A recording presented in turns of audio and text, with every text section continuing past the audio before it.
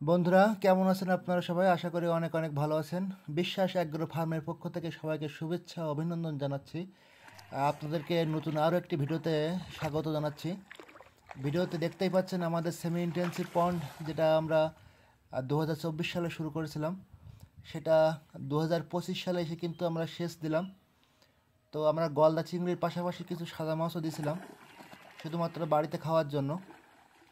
তো পুকুরের পানি কমার সাথে সাথে এগুলো আমরা শিকার করছি এবং মাছগুলো যত দ্রুত সম্ভব আহরণ করে ফেলব। তো বন্ধুরা, আপনারা সঙ্গেই থাকুন, প্রথম থেকে শেষ অবধি আপনারা সঙ্গেই থাকবেন আশা করছি।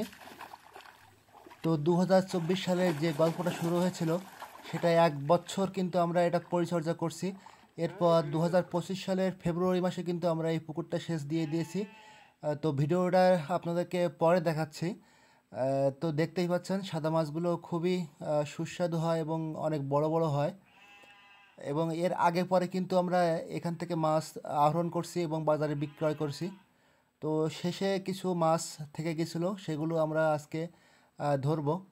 তো দেখতেই পাচ্ছেন ভোরবেলা সকালবেলা উঠেই আমরা দুইজন মাছ ধরার কাজে নেমে পড়েছি। যে সাদা মাছগুলো অবশিষ্ট ছিল সেগুলো কিন্তু আমরা এই ধরে নিয়ে আসলাম। মূলত আমাদের এই ফার্মটা কিন্তু গলদা মাছের জন্য ফার্ম। এটা আমরা সেমি ইন্টেনসিভ কালচারের মাধ্যমে এগুলো পরিচর্যা করে থাকি। এর পাশাপাশি অল্প কিছু সাদা মাছ আমরা দিয়ে থাকি খাওয়ার জন্য।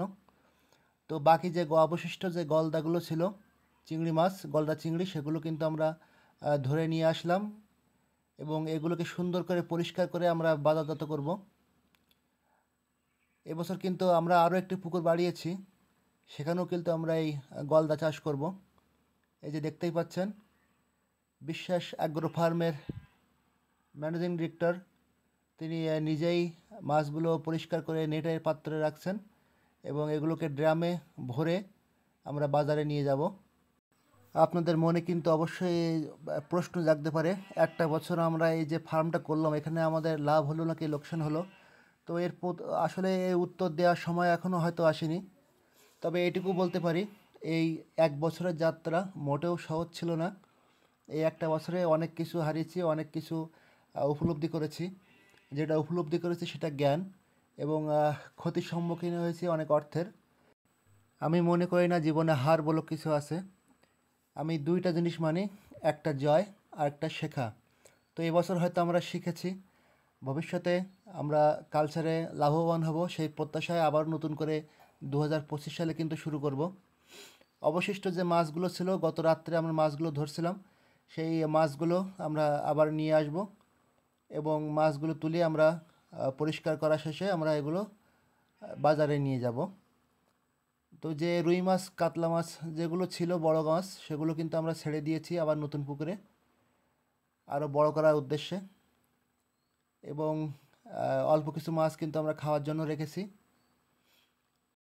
এরপর আমাদের শরীরকে পরিষ্কার করে আমরা বাজারের উদ্দেশ্যে রওনা হলাম। তো বন্ধুরা, আমাদের জন্য অবশ্যই দোয়া এবং আশীর্বাদ করবেন। যে যেখান থেকে আমাদের এই ভিডিওটি দেখছেন, সবাই উদ্দেশ্যে বলবো, আমাদের জন্য অবশ্যই অবশ্যই দোয়া করবেন, যেন ভবিষ্যতের কালচারে আমরা সাকসেস হতে পারি।